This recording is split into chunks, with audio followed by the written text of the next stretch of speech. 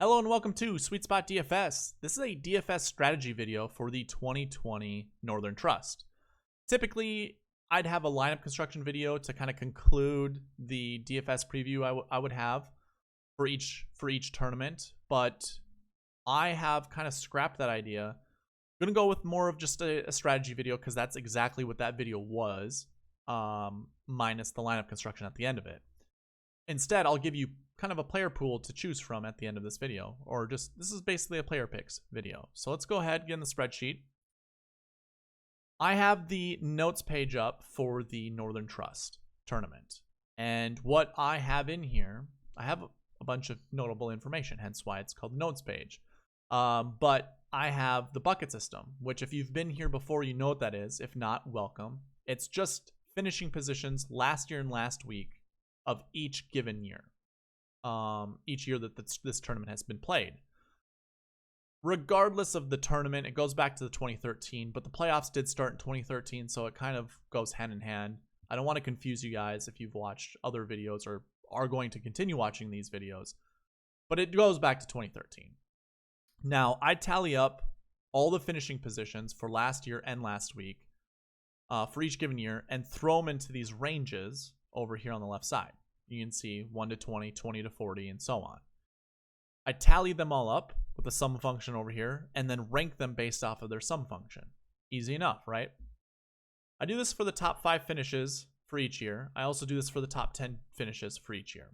So basically how this would read is golfers, okay, so in 2019, inside the top 10 at the Northern Trust, we had, well, first of all, we had 11 golfers inside the top 10. And one of them finished top 20 the year before. 4 of them fell under the 20 to 40 range the year before. And then likewise down here last week, we had 2 golfers who finished 20 and 40th the week before. So this would be at the Wyndham. And thankfully for last week's results, this has been very constant. It's been the Wyndham Championship. So we can use this bucket pretty accurately. Unfortunately, this tournament is actually being hosted by the TPC Boston this year. Why it's unfortunate is because TPC Boston used to be the host tournament for the Dell Technologies Championship, which used to be the second leg of the playoffs, which followed this one. The Northern Trust has always been a tournament that has various golf courses. It has a rotation. I shouldn't even say rotation because I don't know if it keeps coming back to the same one, but it does. It is hosted by different tournaments every year, or tournament locations, I should say. So what I ended up doing was I calculated all of the, this is for the Northern Trust. This isn't for TPC Boston. This is the total for the Northern Trust at the different golf courses, obviously. This is just TPC Boston. This would be the Dell Technologies, or formerly known as the Deutsche Bank Championship. Now, the numbers are a little different. If we were to rank them based off of TPC Boston, the number 1 rank would be golfers who did not play. However, for the Northern Trust, it'd be the 4th ranked bucket, or last year bucket. So what I ended up doing was I tallied both of them together. And then kind of went by that. Now, I do have a bucket here that did not play is rated higher than 20 to 40, 20 and below, primarily because at TPC Boston, it is the highest ranked. And since they're only 1 point different, I'm just going to leave it at 2. So now that you have what this is, if I were to go to the 2020 DK page, you can see that Justin Thomas is a 3-1. And when we go and we look, so JT is a 3, so he falls under this bucket here for last year. For last week, he was a 1. He fell in this one. He didn't play the Wyndham. And I can confirm that when I come up here, we look at, he had a 12th place finish last year. And I could go on the course history page, but I'm going to just say, if you don't believe me, go look it up. So basically with all of that, I have these percentages of how often, the bucket actually finishes inside the top 10. Giving you kind of a better understanding or a little bit more confidence in which bucket to choose from. This year, however, at this tournament, it is wide open. I mean, we have nearly 4 buckets that are 20%. You know, out of the 6 buckets that, or the 6 ranges that we could have in each bucket, 4 for last year is near 20%, which is just means you can choose whoever, really. These buckets don't really matter all that much. I mean, they do, but they don't. The one that I do want you to notice is this bucket here. It's insane. The lowest amount of times that this last year bucket did not finish inside the top 10 was in 2016, which was 5. So the last year bucket 1 is obviously golfers who did not play the week before. And likewise in 20 or in the top 5, that number changes to 75%. It's 69 here, it goes to 75%. So it just shows a little bit more.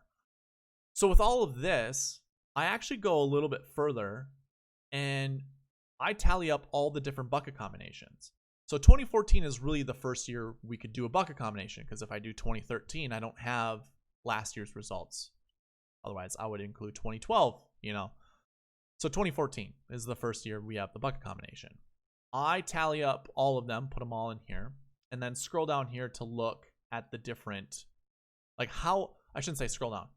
I actually tally all of these, put them next. So the number here on the left side of each of these buckets is how often it's finished inside the top 10. So 1-1 has finished inside the top 10 last 6 years 8 times. But only 4 out of 6 years has it happened. That's how this would read. Your 2-1s have happened every single year. So that's 6 and 14 instances that it's happened. When I scroll down a little bit further, I have another little tally sheet to kind of give you the percentage mark. So obviously you can see this is a count, you know, and that in itself is easy to understand. Coming down here kind of gives a little bit of better picture. So like you can see of the percentage of how often it's happened inside the top 5 and how often it's happened inside the top 10. Obviously our 3-1s and 2-1s reign supreme, nearly 20% for each of them. If we go to the 2020 DK page, we can see who our 3-1s are. And it's a pretty small list at the top. I think you can choose between any of these golfers and have your foundation and be totally fine. 2-1s kind of change though. You know, you have a lot of your 2-1s right down here. Daniel Berger's up there. Now that's the one thing I want to talk about is, so 2-1 shows quite a bit. And actually, let me double check something. I want to make sure the 2-1s aren't actually the 3-1s. Because if we went by last year bucket, so if this was a last year bucket 2, the 1 to 20 in 2018, do we have 2 golfers that finish top 20? We do. Okay, so we have 3 that did not play, and 3 would be down here for last year 4s. So that's what's going to make this a little tricky now. So shoot. So last year 4s are really last year 2s. Last year 2s are really last year 3s. So let's see. Last year 4s are actually last year 2s.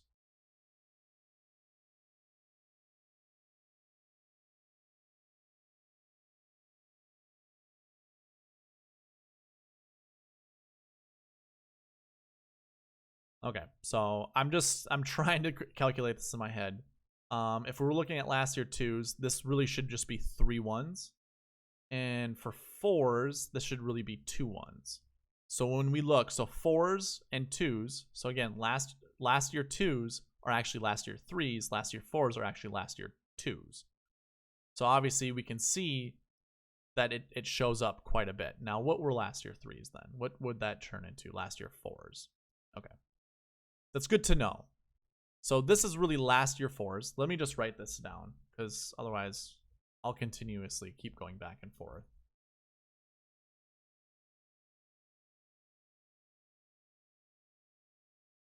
Okay.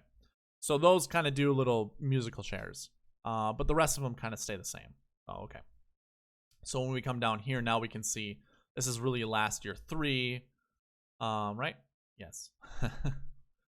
This is really last year 4, and that's really last year 2. So 3 ones now obviously are your highest rated one.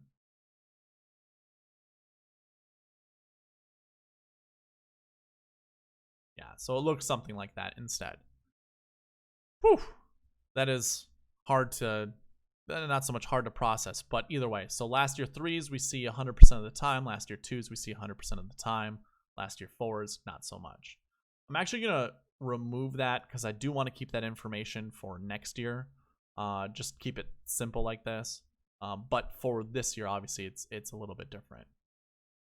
But yeah, again, last year, we want to be targeting last year 3s and last year 2s nearly 100% of the time. All right, so the next little piece that I talk about is salary construction. So this is mostly like kind of a salary strategy. I calculate and tally all the different, salaries we've seen inside the top 5 and top 10. That's kind of why this break is here. Obviously, this down below is not considered top 5 and is just considered top 10. That's where these counts come into play. It just makes it easier for me to write formulas and write in there. So if you guys are kind of confused why that is like that, that's all that is. So as we can see, the top count in in your top 10, your top salary count would be like 7,600 and 6,900. What's kind of remarkable is I'm actually going to skip over to this part right away, just so then when we come back to here, it'll be easier to explain. Our average salary inside the top 10 is 8,400. What that tells you is average salary on DK is 8,300, meaning we're going to have more expensive golfers inside the top 10 than we would, be able to afford, basically. Meaning, like, don't be afraid to play 10K and above golfers or even 9K and above golfers. I would say this, though. When we look here for below 7K, we only see 4. That's 12% of golfers inside the top 10 over the last 3 years. It should give you a little bit of caution because 6,900 shows up 3 times. 3 times over that 4, it's been 69. The only other 6K range golfer that finished inside the top 10 actually finished inside the top 5, and that's at 6,400. So keep that in mind. I wouldn't dig too far into the 6K range. It hasn't really shown. I guess, what was that in 2019? Who was 6'4"? Harold Varner III. Didn't really have good recent form. Didn't really have good tournament history, but had played the year before. So I guess keep that in mind when you're constructing your salaries. Maybe find someone who has played the year before, who had, like a 40 and under finish. Other than that, maybe stay away. Go 69 and above. Our highest ranges are obviously the 7K range to 8K range and 8K range to 9K range. Together, that's 56% of golfers inside the top 10. And then obviously 30% of golfers are 9K and above. So you gotta be careful. Not all salaries are, I want to say not all salaries are made equal, but although we see 11-2 up here twice inside the top 10, one of those was an 8th place finish. You obviously don't want that on your lineup if you want to win a GPP. But again, now we have a 2nd place finish. However, that 11-2, you wouldn't be able to fit in the optimal lineup or even probably a winning lineup because the salaries are too expensive when you look down at the top 10. Like, we just did these 3 golfers here and then added 7-7 and 7-6, we have $8,000 left. These are guys top 6. I can't really be grabbing any salaries here. We can't do 11-2, can't do 9, can't do 9-7. So like that 7K range becomes even more important. And really you're going to have to grab another guy in the 7K range. So that's 4 golfers in the 7K range. Up here, if you grab the top 5, that averages out to be $7,400 $74.60 to be exact. So if we grab these guys, I have $12,000 remaining. So 11.2, if I grab the guy at 11.2, that's 48,500. Now, don't get me wrong, with this type of lineup, you could certainly do that. If I were to grab that and replace here, can't really.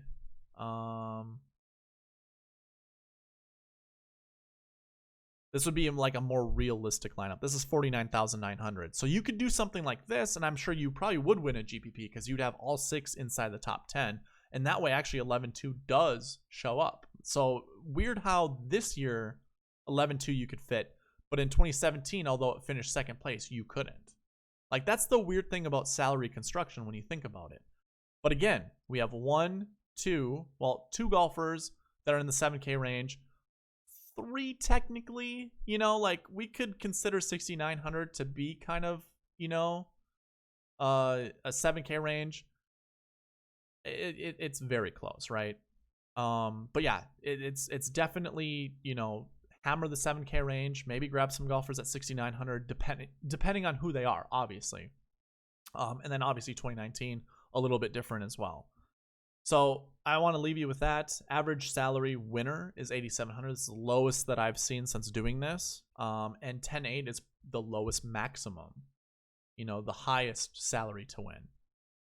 So keep that in mind. This is just one piece of the strategy, is salary and bucket combination. So when we go and look at the 2020 DK page, we're looking at golfers, we will be looking at the buckets. But before we look in, actually, no, let's look in the buckets right now. We've been talking about buckets. Let's do it. I do want to show you, let's go and sort by last week bucket 1 and then last year bucket 1. So your top guys, we want to target last week buckets, right? So let's just kind of categorize them by the last year bucket. So of the last year ones, really, I would say you probably have these golfers to choose from, really. And when it comes to the rest of the last year ones, I guess I wouldn't play them. I'm basically weighing these golfers versus the rest of these golfers down here. And perhaps that's the wrong way to do it, but really, like, your best value is going to be Emiliano Grillo. And if you want to go like a little bit further down and get a little bit more cute, how many times has a 1-1 happened multiple times? We see it here, 10th place. We had a 1st and a 3rd. We see nothing in 2017. We got 2 4ths, a 6th, or I say 2 4ths and a 10th. But let me get rid of that because there's no multiples there. So I guess we have seen it, twice. So 33% of the time over the last 6 years, we've seen a 1-1 finish top 5, twice. I don't know if I worded that correctly, but you get the picture. So when we look at 1-1s, if we were going to pair someone like reasonable price, so like Jason Day or Xander with Emiliano Grillo, or we go Jason Day and Xander Schauffele, we've only seen it 33% of the time. So if we were creating lineups together, if we're playing Jason Day, let's say we're creating 10 lineups. If we're playing Jason Day and let's say he's our favorite golfer, we play him in 5 lineups. And we're playing 10. Now, 33% of 10 obviously is going to be 3. I'd maybe mix Jason Day up with 2 instances of Xander and 1 instance of Grillo. Or we go like something like 5 of Jason Day, 3 with Xander. So that makes 9 total. And then between the 2, we add 3 Emiliano Grillos. And depending on who we like with them, I mean, I'm sure we probably added 2 with Xander and 1 with Jason Day. Or we grab any of these guys down here, but, now you're kind of watering down your pool.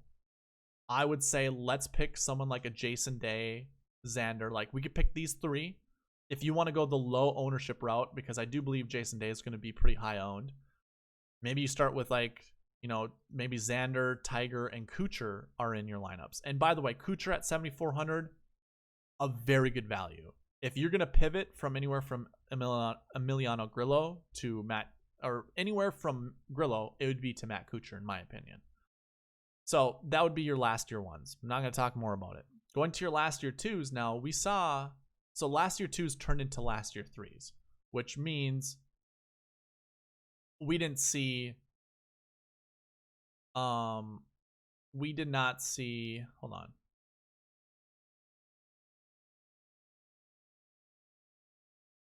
Okay, so last year twos would be these guys over here. So really, they were last year fours. We saw 100% of last year twos, which again are last year fours. And if we go to the notes page, I know it's confusing if I continue to do that, but this is what we're looking at right here. Oh, I'm sorry. Yeah. This is what we're looking at, because, yep.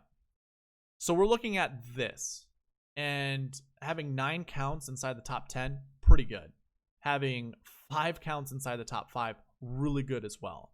If we go to 2020, again, we're looking at 2 1s.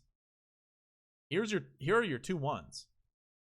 You know, like, we've seen it every single year. This bucket has shown, again, it was your 4-1, which was a 6 out of 6. Every year we've seen at least 1 instance. Now, we don't see multiples all that often. When you look at this, we've seen 9 instances. So 2 1s, I mean, most of your instances show up right here. Like, that's your multiples. I'm sorry. Again, it's the 4 1s. Gosh, I am so sorry. Otherwise, we kind of just see it once. You know, you don't see a lot of 4 1s paired up with each other. So in 2017, we saw 2. In 2018, we saw 3. Otherwise, we've only seen 1. So when we look at it, 33% also of multiple 2 1s.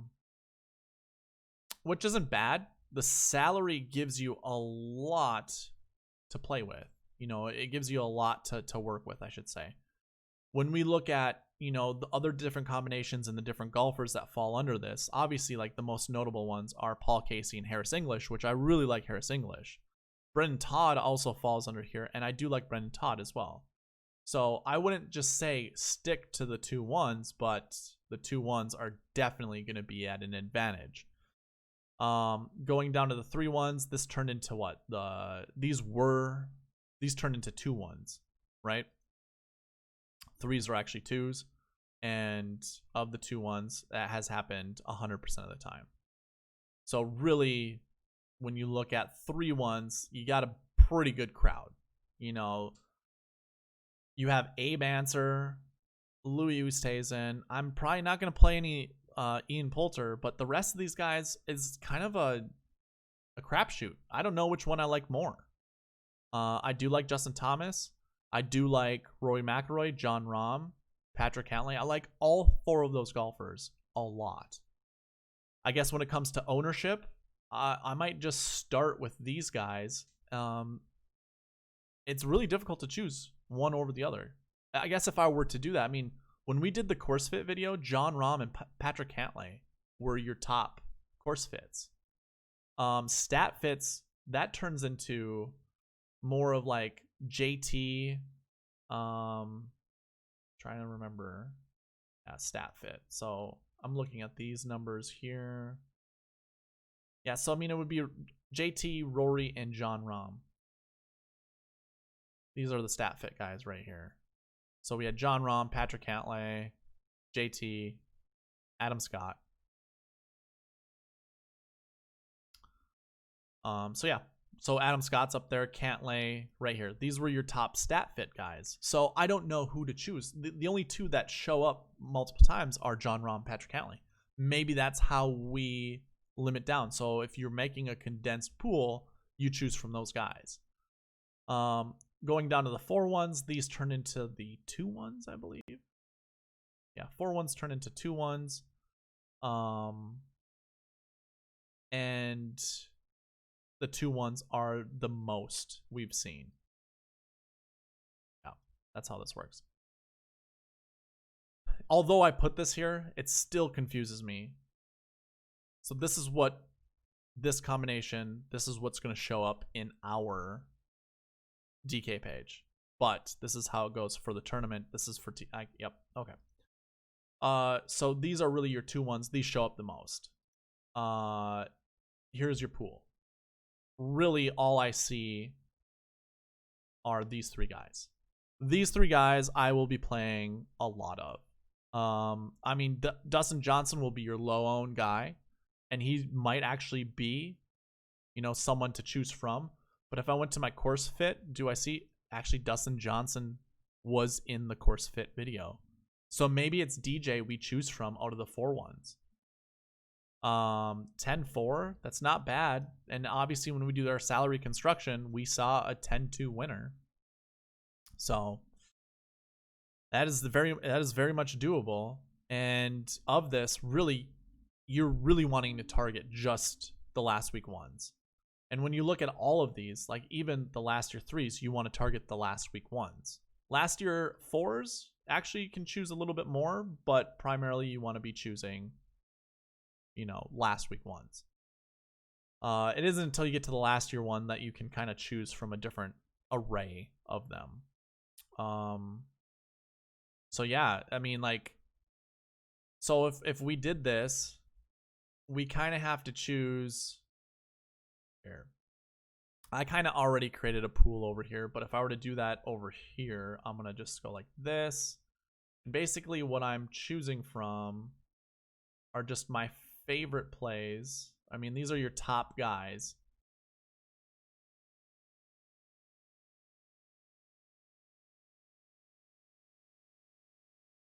For each of the buckets that we've just talked about. And really I should have changed it around.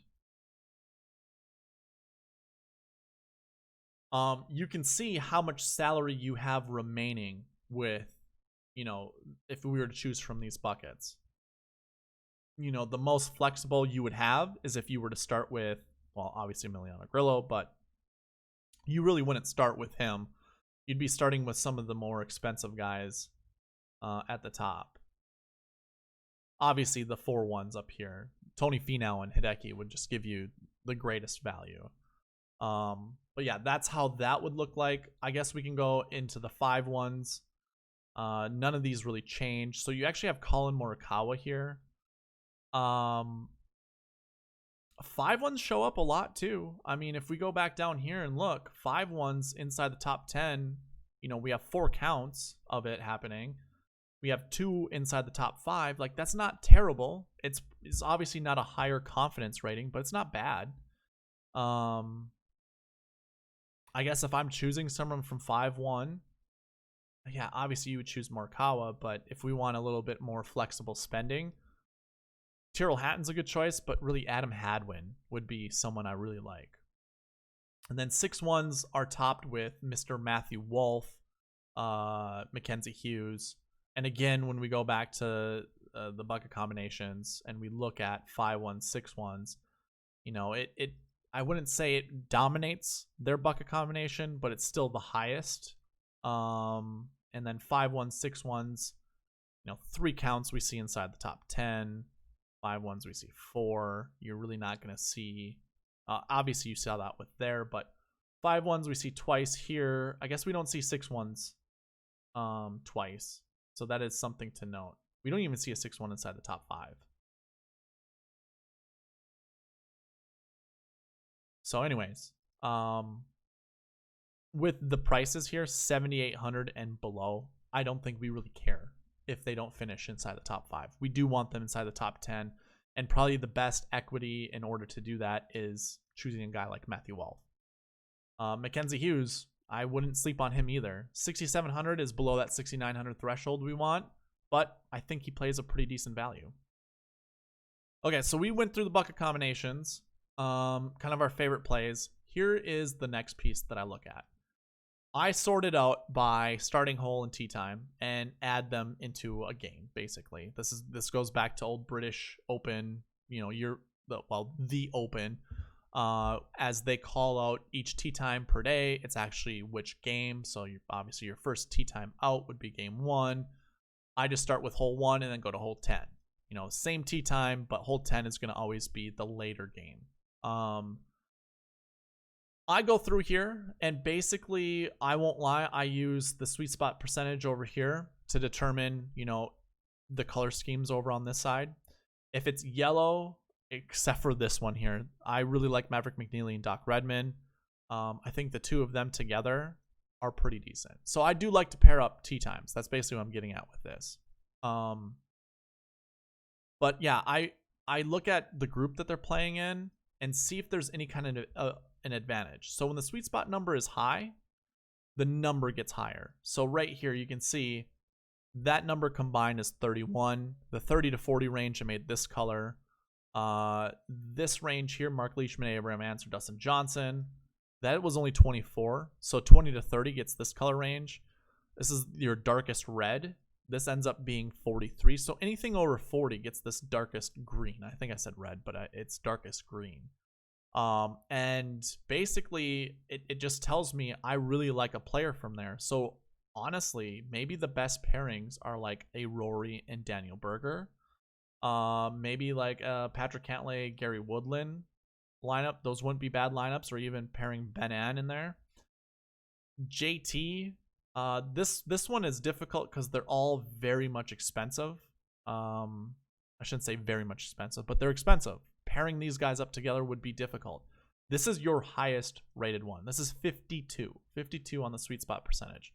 I mean, this is the total between all of them. So really playing them, probably a good thing to do, but it would be difficult based off our price. I mean, we got a 3-1. 3-4 is not very good. Not too many instances is finishing inside the top 10 or top 5.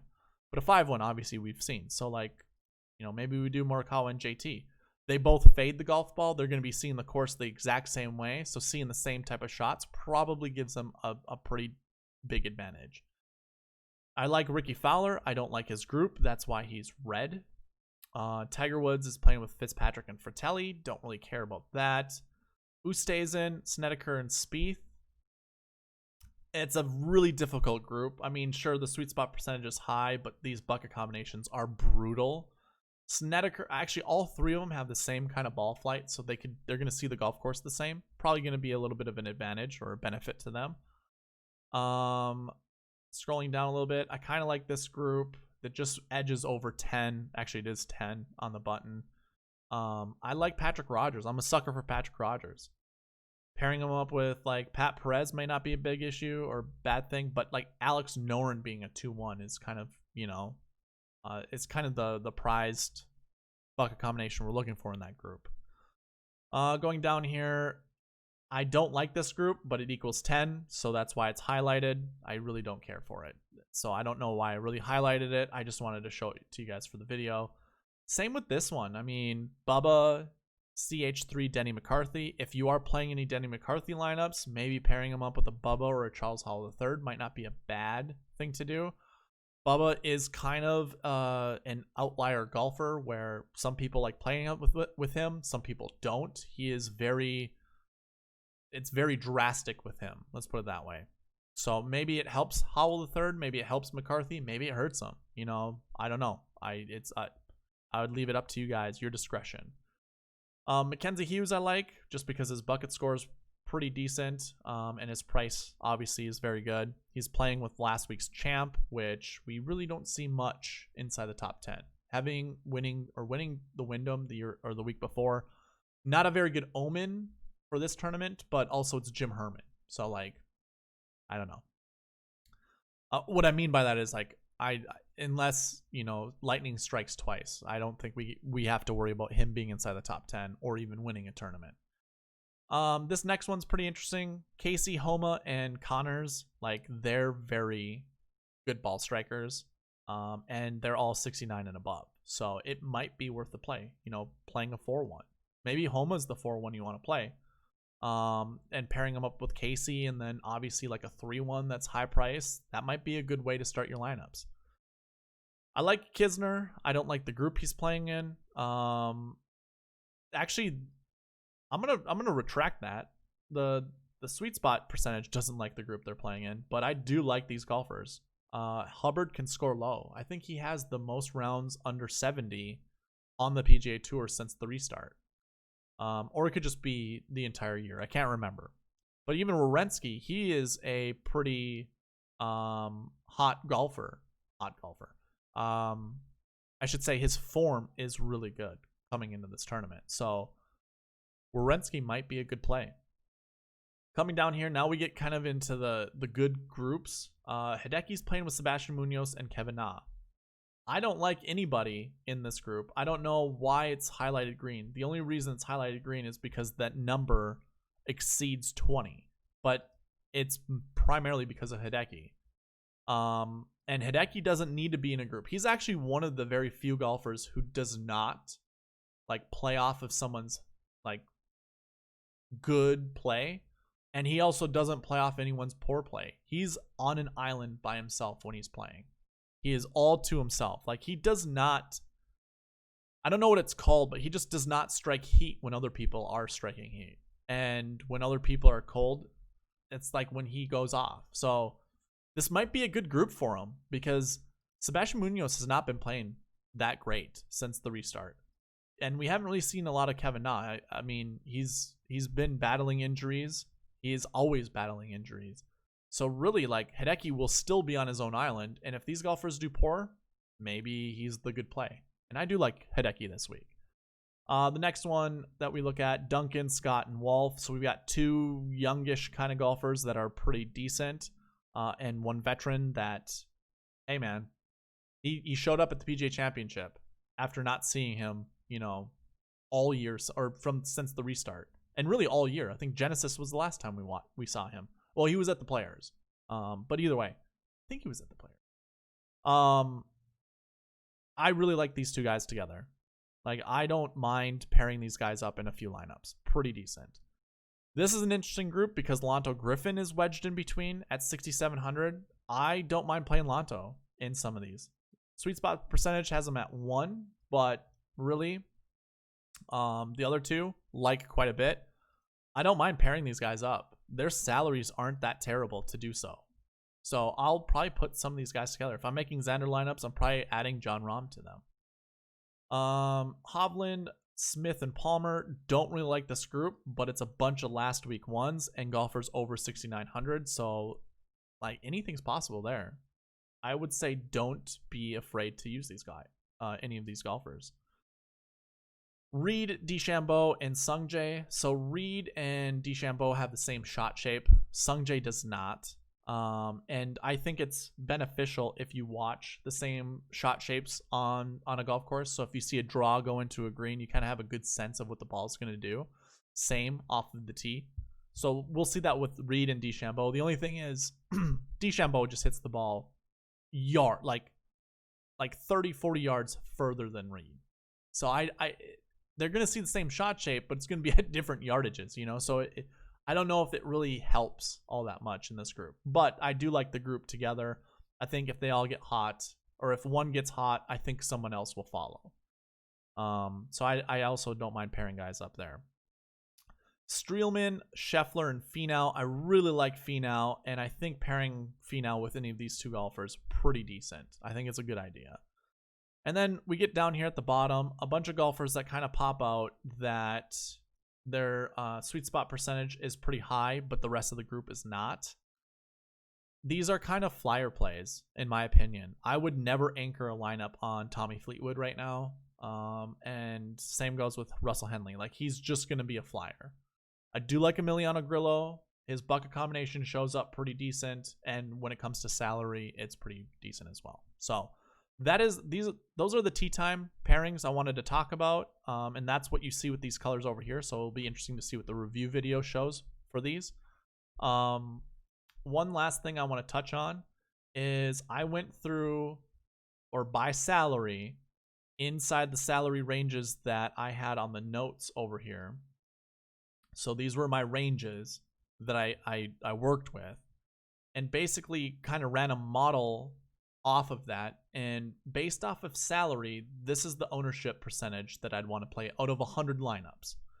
Hideki at 26, Tony Finau at 26. Those are your top guys. But then JT at 25. Like, that shows a lot about, you know, like JT and where he's at with his game. think it's a pretty good spot.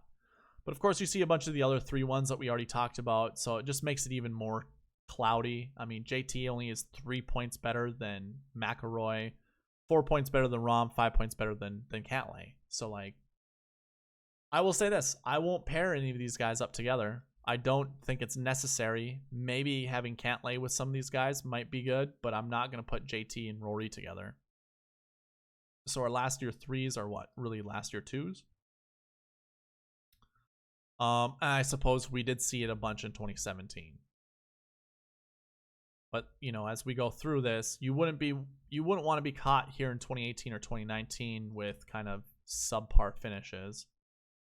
Subpar meaning not inside the top 10 or not inside the top 5. Well, we do have a bunch of top 5. So, like, my bad.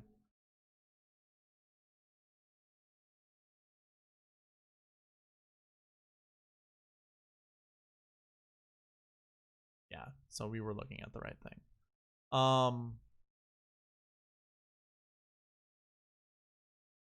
Yeah, 2017 is kind of an outlier year.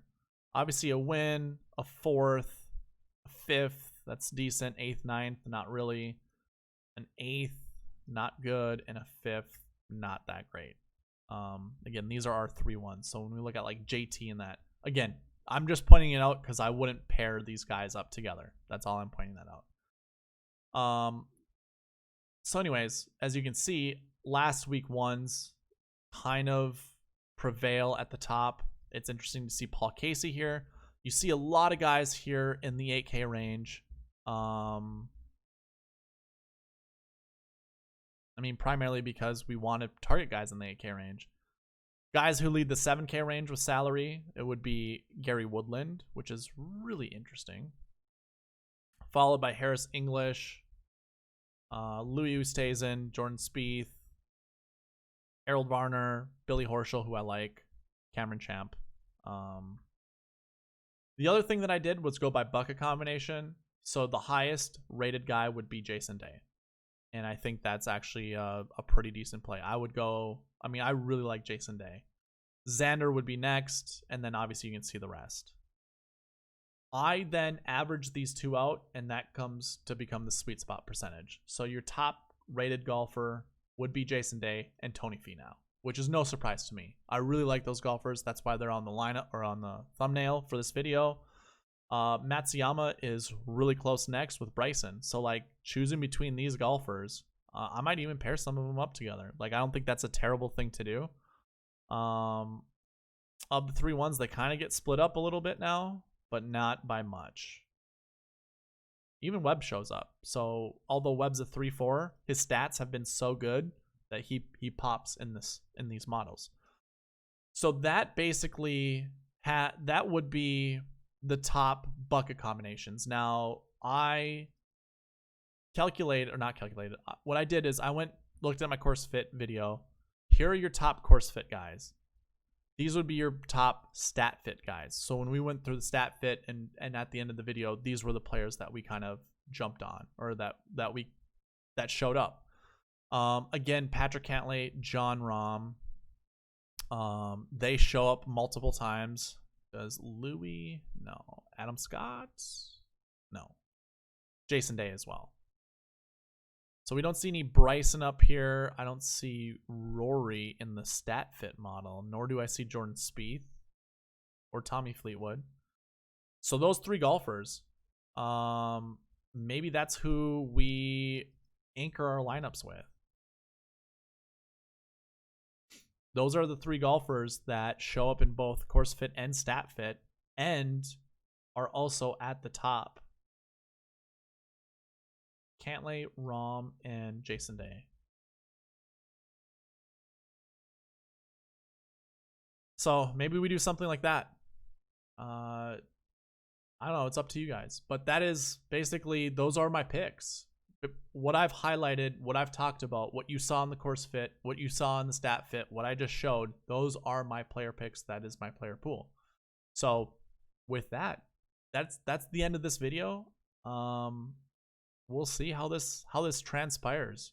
I'm very curious to see. You know, I ran 3 models basically. and wanted to see. I just want to see which one prevails to be at the top, and then we can go kind of forward from that. But I'm excited. I think we're getting close. We're getting close to kind of figuring out like a predictor model in a way. But with that, I'm gonna leave it. Thank you for watching. Please leave a like, comment, subscribe, all of that good stuff, and I will see you after the tournament's done. All right, bye.